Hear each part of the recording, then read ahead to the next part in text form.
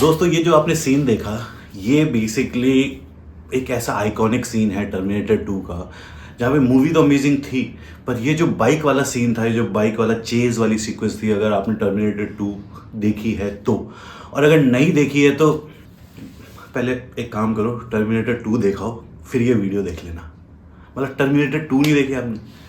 Anyway, सो वो एक iconic scene है जिसपे मतलब ये कह सकते हो कि जब हम छोटे थे तो एक हो गया था ना कि यार ये कौन सी बाइक है, ये पहले किस टाइप की बाइक है। मतलब एक ऐसा होता है कि मतलब हमें तो पता भी नहीं था उस टाइम पे, एडवेंचर बाइक, क्रूजर बाइक, पर ये ना एक दिल में बैठ गई थी ये बाइक। ये जो एक सीन है जब वो चश्मा पहनता है, जब वो अपने कपड़े लेने जाता है, और ये बाइक इज़ लाइक एक ड्रीम टाइप हो गई थी कि यार ऐसी बाइक होनी चाहिए, ऐसी बाइक होनी चाहिए। सो ये मैं इसलिए बता रहा हूँ क्योंकि जिस बाइक की हम आज बात करने वाले हैं, रॉयल इनफील्ड की सुपर मीटियोर 650, वो बेसिकली एक क्रूज़र बाइक है। और ये जो बाइक है ना, वो पता है कैसा फील कराती है। ये बाइक नहीं है, ये बाइक नहीं है, ये बाइक इमोशन है, ये बाइक पागलपन है, ये एक इमोशन है, ये बाइक रॉयल इनफील्ड है, लिख लो। सो ये जो बाइक है ना, ये अगर मैं इसको अभी बाकी सब चीज़ें छोड़ दो, अभी मतलब वो सब बताऊंगा आपको, सारी टेक्निकल और जो एक्चुअल में रिव्यू ऑफ द बाइक में होती हैं चीज़ें, वो भी बताऊंगा। पर उससे पहले ये जानना बहुत ज़रूरी है कि रॉयल इनफील्ड है क्या।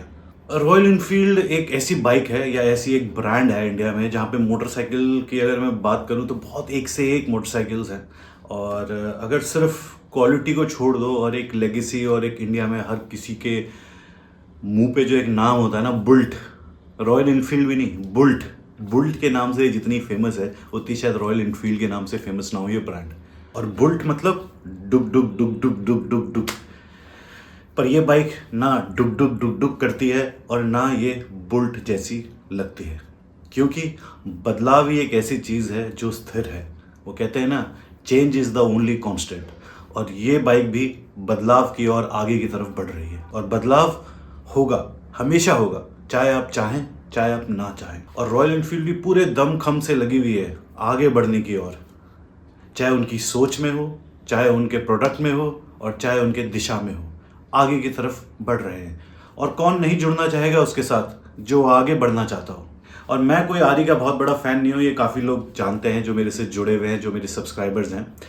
पर जैसे कि मैंने पहले बोला, change is the only constant, बदलाव ही स्थिरता है।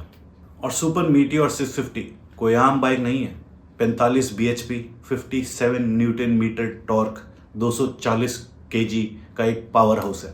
और ज़्यादा डिटेल्स में जाने से पहले आप ये एक छोटा सा पार्ट देखो जो मैं बड़े दिल से रॉयल इनफील्ड को कहना चाहता हूँ। बाइक मिली है पहली बार मेरे को, सही बताऊँ तो किसी ने बाइक दी है, मैंने ट्राई बहुत बार किया कंपनीज में कि भाई मेरे को बाइक दे दो, मैं रिव्यू बनाना चाहता हूँ, पर शायद क्या कहते हैं, उनको नहीं लगा कि मेरे में इतनी काबिलियत है, या इम्पोर्टेंस नहीं दी, वट एवर रीज़न, जो भी रीज़न थे किसी ने।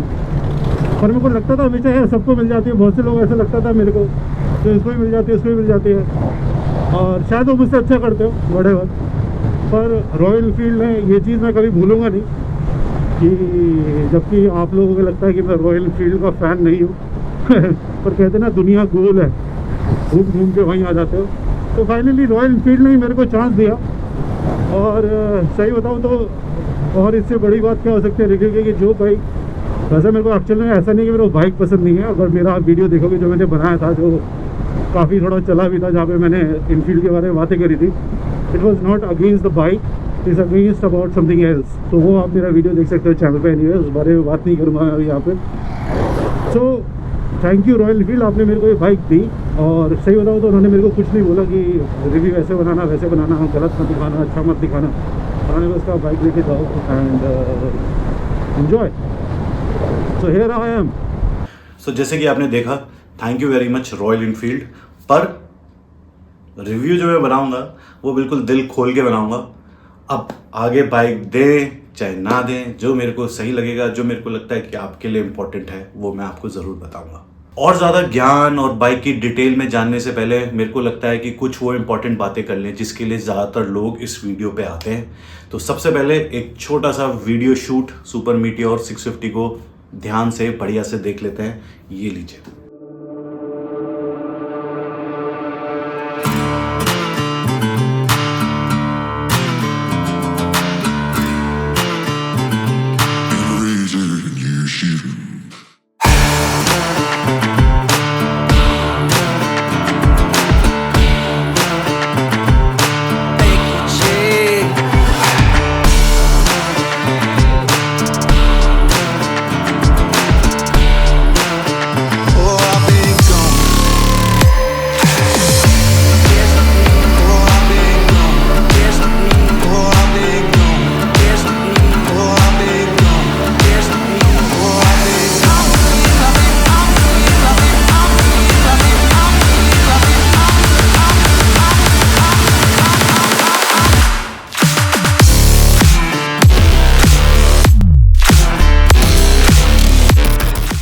आई होप कि शॉर्ट्स अच्छे लगे हों सुपर मीटियोर 650 के। और अब बात कर लेते हैं कुछ टेक्निकल स्पेसिफिकेशंस की इस बाइक के बारे में, वो भी काफ़ी लोग जानना चाहते हैं।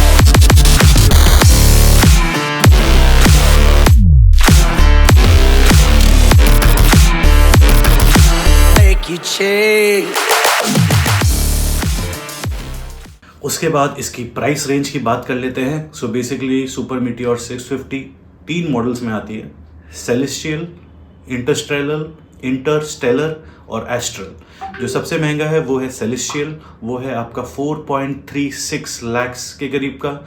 उसके बाद जो आता है वो आता है इंटरस्टेलर, वो है 4.16 लाख्स के करीब। और उसके बाद आता है आपका एस्ट्रल जो है 4 लाख्स का। अब इन तीनों वर्जन्स में एक्चुअल में अंतर क्या है? जो सबसे नीचे है एस्ट्रल, उसमें बेसिकली सिंगल टोन कलर आता है, उसमें आपके ना विंडशील्ड आती है और एसेसरीज नहीं आती हैं। या एक काम करते हैं, सबसे टॉप से स्टार्ट करते हैं, ज़्यादा इजी होगा। जो आपका सेलेस्टियल है, जो टॉप है 4.36 का, उसमें आपको विंड स्क्रीन मिलती है। आप उसको टूरिंग सीट और बैकरेस्ट मिलता है। और आपका डुअल टोन में इसका कलर है, जो मेन इसका पैकेज है। उसके बाद अगर हम बात करते हैं जो इसके नीचे वाला है, उसमें आपका इंटरस्टेलर है, उसमें विंड स्क्रीन नहीं आती, टूरिंग सीट नहीं आती, बैकरेस्ट नहीं आता, उसमें डबल टोन में कलर है। उसके बाद जो सबसे नीचे है एस्ट्रल, उसमें सिंगल टोन कलर है। सो बेसिकली ये तीन मॉडल्स हैं आपके पास सुपर मीटियोर 650 के। और जहाँ तक मेरे को पता है कि करीबन जो टॉप मॉडल है उसमें करीबन 7 कलर का वेरिएशंस है जो आप इसमें ले सकते हो।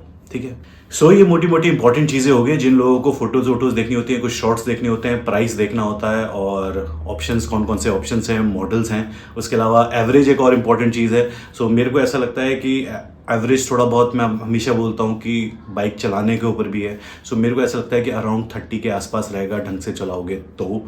ठीक है, सो मैंने सारी इंपॉर्टेंट चीज़ें बता दी तो ज़्यादातर लोगों को चाहिए होती है। अब अगर या तो आपके लिए इन्फॉर्मेशन काफ़ी हो गई, वीडियो यहाँ पे ख़त्म हो गया, पर अगर आप और डिटेल में, थोड़ी ज्ञान की और डिटेल में इस बाइक के बारे में जानना चाहते हैं तो वीडियो कंटिन्यू रखें। ये हमारी सीक्रेट लोकेशन का रास्ता है।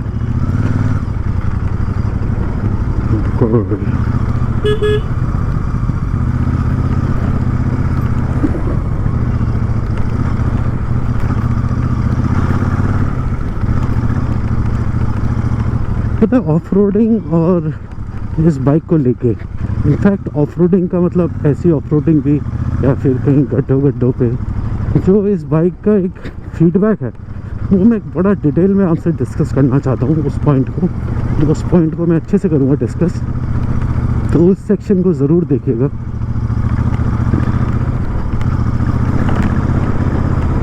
आई थिंक मैं 20-30 की स्पीड मेंटेन कर रहा हूँ यहाँ पे।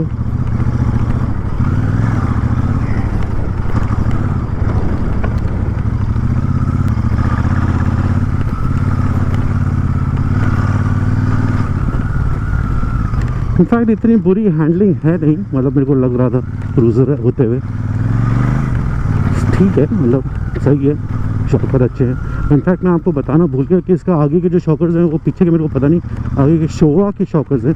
सो Showa is like a very good company when it comes to shockers. और मेरी वर्सेस 650 कावासाकी वर्सेस 650 में शोवा के शॉकर्स हैं फ्रंट में। तो जब ये बाइक मैं लेकर आया सुपर मीटियोर 650, तो मैंने अपने कुछ फ्रेंड्स को ये चलाने के लिए दी, छोटे डिस्टेंस के लिए, एंड मैं उनका फीडबैक लेने की कोशिश करी। सो आओ जानते हैं क्या उनका कहना था। आपके क्या थॉट है? बहुत ही ठीक है, मतलब रॉयल एनफील्ड के हिसाब से, बट है दिक्कतें कुछ लगी हमें। पर फील आ गई ना क्रूज़र वाली? यार फील तो आ गई, हाँ, मतलब हारले चलाई नहीं है आज तक, हारले वाली फील आ गई पूरी।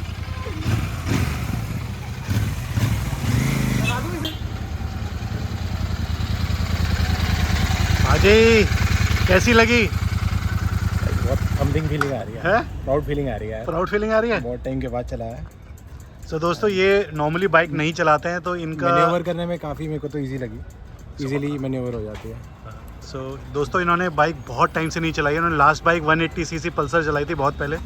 सो ये इनका फीडबैक है।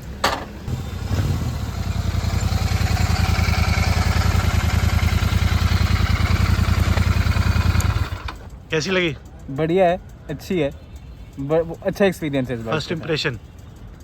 इंटरसेप्टर से कंपेयर किया जाए तो वो थंप नहीं है इसमें, क्योंकि क्रूज़र वो है, बट ओवरऑल बहुत सही बाइक है। सो गाइस ये कुवर है और ये इंटरसेप्टर चलाता है, तो इसका फीडबैक भी इम्पोर्टेंट है। It was fun. How was it? It was thrilling, man. It was fun, यार। मतलब है, जान तो है भाई, जान तो है। इमोशंस है ना? इमोशंस है। जो थ्रॉटल में फील जो आ रही है ना करने में, हाँ। दैट इज लाइक पंच है। इट वाज नॉट एक्सपेक्टेड, पंच है, फील है, मतलब आई लाइक इट। सो दोस्तों ये है प्रशांत, आप सब जानते ही हो, इसने ऑफ रोडिंग का अच्छा टेस्ट किया है मेरे से ज़्यादा। सो जैसे कि आपने देखा मिक्स फीडबैक्स थे जो मैंने आपको अभी दिखाया। अब बात करते हैं Super Meteor 650 as a cruiser. तो ये एक क्रूज़र बाइक है। सो क्रूज़र जो होता है उसमें आराम से जो आपका सीटिंग पोस्चर होता है वो मतलब लो होता है, पैर आपके आगे की तरफ होते हैं, हैंडल बार थोड़ा सा ऊंचा होता है, आगे विंडशील्ड होती है, और लंबी बाइक होती है जो आपका व्हील बेस होता है वो लंबा होता है, और आप लंबे रास्तों पे चलते रहो स्ट्रेट रास्तों पे, हाईवेज पे। तो बेसिकली क्या है, cruiser is like cruising like cruise ship. जैसे क्रूज शिप क्या होता है, आराम से तसल्ली से क्रूज करता रहता है, इसी तरीके से क्रूज़र जो बाइक है वो आपका हाईवेज पे क्रूज करती रहती है। इट्स लाइक जो इसका बेस्ट है वो स्ट्रेट गुड हाईवेज है, और 135 mm का इसका ग्राउंड क्लियरेंस है, तो जिससे कि आप ये ऑलरेडी ये मान लो कि ये प्रॉपर उस टाइप की ऑफ रोडिंग के लिए बाइक्स नहीं होती है, ग्राउंड क्लियरेंस कम होता है जो क्रूज़र बाइक्स होती है। पर स्टिल 135 mm काफ़ी है आपकी लद्दाख और स्पीति की राइड्स करने के लिए। स्पीति में कुछ सेक्शन ऐसे हैं, अगर आप मेरी स्पीति वाली सेक्शन वीडियो देखोगे कि कुछ एक सेक्शन है जैसे बाटल टू ग्रम्पू वाला रास्ता है जहाँ पे रोड बहुत ज़्यादा ख़राब है, वहाँ आपको बहुत स्लोली इसको क्रॉस करना पड़ेगा। छोटा सा जो डिस्टेंस है जहाँ रोड बहुत ही ज़्यादा ख़राब है, ख़राब इन सेंस जहाँ पे पत्थर बड़े बड़े पत्थरों वाला रास्ता होता है। ख़राब रास्ते की मतलब डर्ट रोड है, ऊपर खाबड़ है थोड़ी बहुत, वहाँ पे इतना प्रॉब्लम नहीं आएगी ग्राउंड क्लियरेंस को लेते हुए। पर लद्दाख भी जो नॉर्मल रास्ते हैं, यहाँ पे नॉर्मली लोग जाते हैं लद्दाख के रास्तों पे, वहाँ भी आप इस बाइक से आराम से कर सकते हैं। क्योंकि काफ़ी लोग का ये क्वेश्चन होता है कि सर इस बाइक से लद्दाख स्पीति कर पाएंगे या नहीं कर पाएंगे। सो अब इस बाइक के कुछ और एस्पेक्ट्स पे बातें करते हैं, जैसे कि सबसे पहले राइड क्वालिटी बहुत अच्छी है। मेरे को जब मैं हाईवेज पे इसको चलाया मैंने इसको, and good roads, no problem at all, बढ़िया राइड क्वालिटी है। इनफैक्ट जो सस्पेंशंस हैं वो भी हाईवे के लिए और गुड रोड्स के लिए डिज़ाइंड है। It's on the harder side, क्योंकि नेचुरली जब आप हाईवेज पे, क्योंकि क्रूज़र है, हाईवेज पे चलोगे, अच्छी स्पीड पे चलोगे, so it can't be on the softer side, तो थोड़े हार्डर साइड हैं, जिससे कि आपकी हाईवेज पे जो राइड है वो बिल्कुल बढ़िया होती है। यही ख़राब रास्तों पे कैसी है वो मैं आपको बाद में बताऊँगा। जहाँ पे मैं कुछ ऐसी बातें करूंगा जो इस बाइक में इम्प्रूव हो सकती हैं या अच्छी नहीं है या मीडियोकर है, वो मैं थोड़ी लेटर ऑन बात करूंगा, ठीक है। सो हाईवेज पे जिसके लिए बाइक बनी है क्रूज़र, उस पर राइड क्वालिटी बहुत अच्छी है। उसके बाद बात करें वाइब्रेशंस की, वाइब्रेशंस ऑलमोस्ट निल हैं, मतलब हाँ रॉयल एनफील्ड की बाइक है, वाइब्रेशंस ऑलमोस्ट नहीं है। जो मेरे को वाइब्रेशंस थोड़े महसूस हुए वो जब आप आरपीएम्स इसके गियर जब आप चेंज करते हो, तो जब एक्सीलेटर देते हो तो बिल्कुल हाईएस्ट आरपीएम पे जब जाते हो अगला गियर चेंज करने के लिए, बिल्कुल हायर बैंड पे, टॉप मोस्ट बैंड पे, वहाँ पे आपको वाइब्रेशंस फील होंगे। पर ये जनरली काफ़ी बाइक्स में होता है, जब आप हाईएस्ट पीक ऑफ आरपीएम्स पे होते हो गियर चेंज करने से पहले, तो वहाँ पे वाइब्रेशंस थोड़े आ जाते हैं। तो वहाँ पे मैंने वाइब्रेशंस महसूस किए, पर उसके नीचे कोई वाइब्रेशंस नहीं है।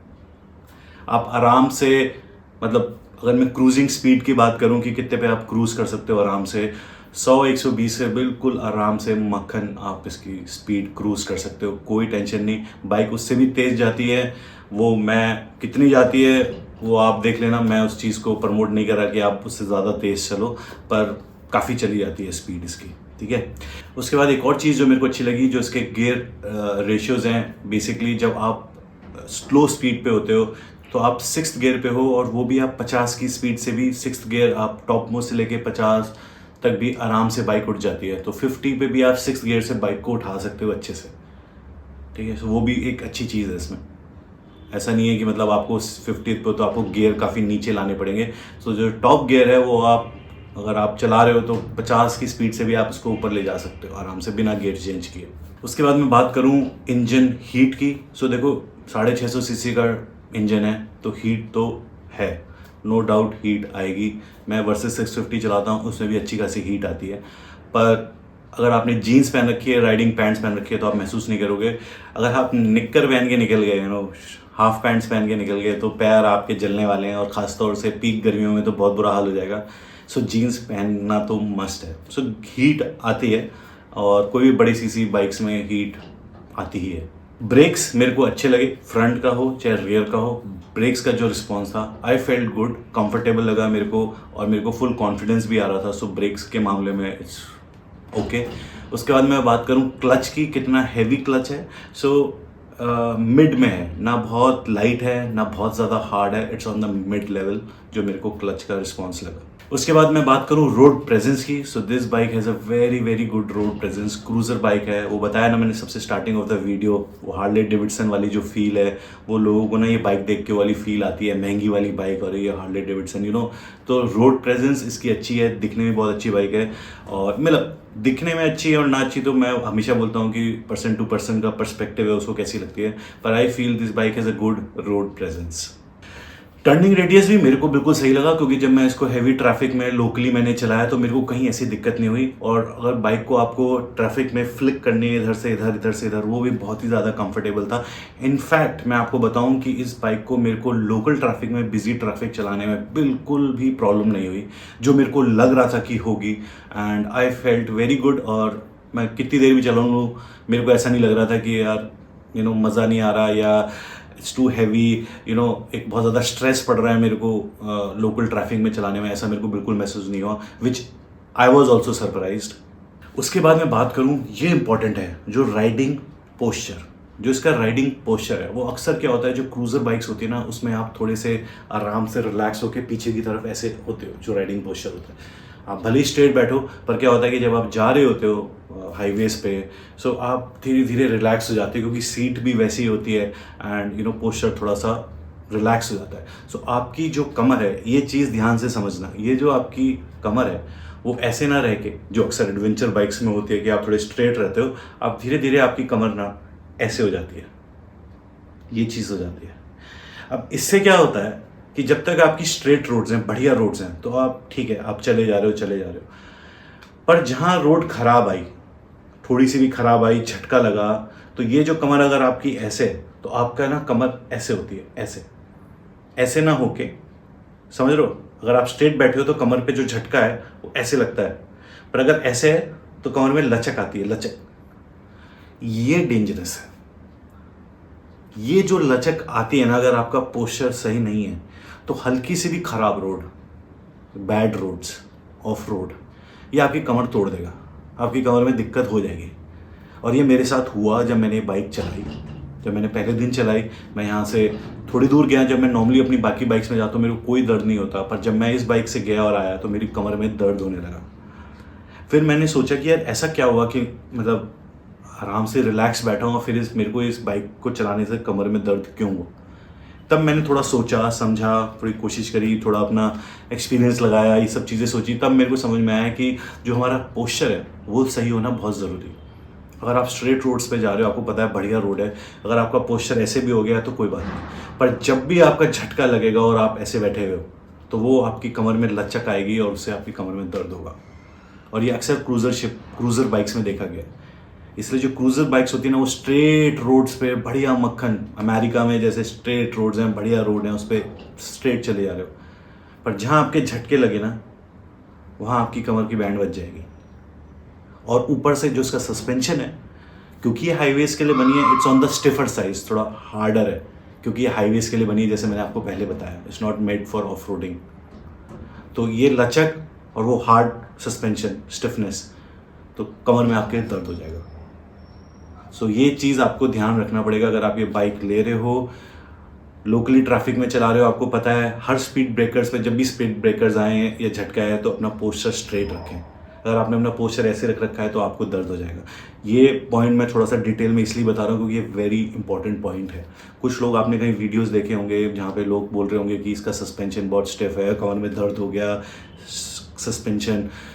वो क्यों है सस्पेंशन हार्ड? क्योंकि मैंने आपको बताया क्योंकि इट्स अ क्रूजर बाइक। और दर्द क्यों होता है? क्योंकि उस लचक की वजह से। अगर आप अपना पोस्चर स्ट्रेट रखोगे तो काफ़ी हद तक अपना जो दर्द है वो नहीं होगा आपको।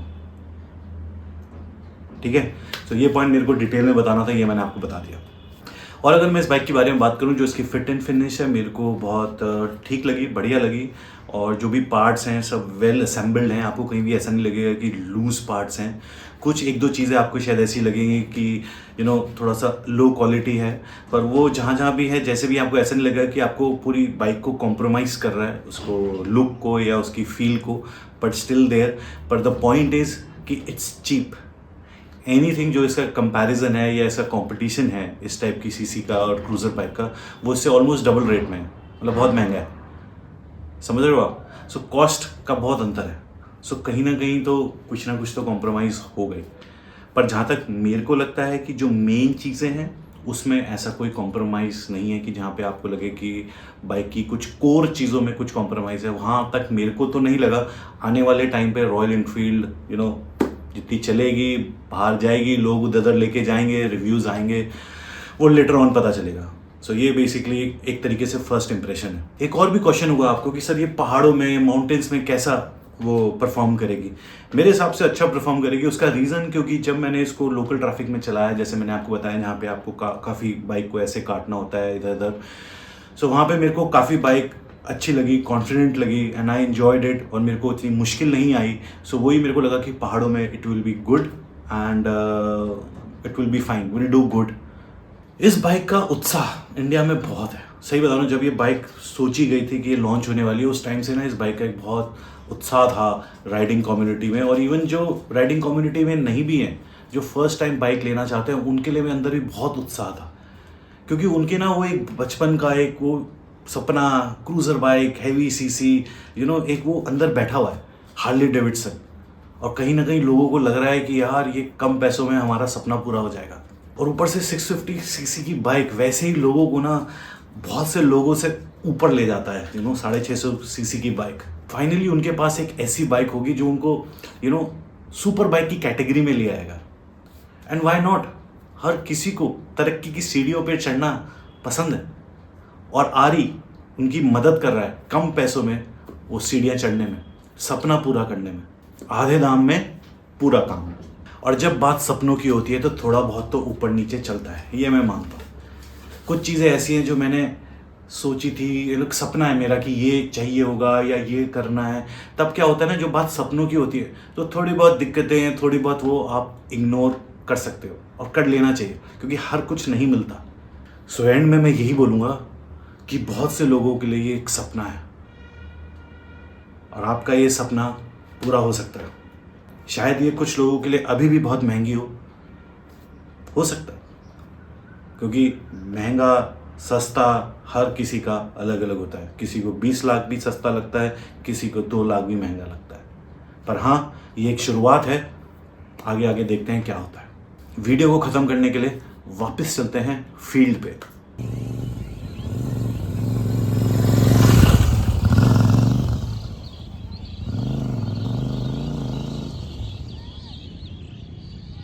सो दोस्तों फाइनली सनसेट हो गया है यमुना नदी के बराबर में। शॉर्ट्स आपने देखे होंगे और इट्स फाइनली टू से गुड बाय। और ये मेरा आज लास्ट दिन था इसको टेस्ट करने का। कल मेरे को ये बाइक वापस करनी है एंड आई होप कि आपको मेरा रिव्यू अच्छा लगा हो। एंड अगर अच्छा लगा हो दोस्तों तो please share, like and comment. Share करोगे और लोग भी देख पाएंगे, उनका भी फ़ायदा हो सकेगा। और वीडियो सच बताऊं तो जितना वीडियो पॉपुलर होगा और अगर आपको मेरे रिव्यू पसंद आए तो बाकी जो कंपनीज़ हैं जो मेरे को बाइक नहीं देती हैं शायद देने लगें, कि उनको लगेगा कि हाँ ये बंदा भी अच्छा कर रहा है, इसके वीडियोस भी चल रहे हैं, तो क्या पता है इस बहाने वो मेरे को देने लगें। तो कहीं ना कहीं दोनों का ही फ़ायदा, आप लोगों का भी फ़ायदा, मेरा भी फ़ायदा है। So thank you very much and once again bye bye. Thank you Royal Enfield, once again thank you to give me a bike. And या कैसी बाइक है वो मैं आपको ऑलरेडी बता चुका हूँ, उसको बार बार डिस्कस नहीं करेंगे। सो चमकते रहो, मुस्कराते रहो। Bye bye, love you all, have fun.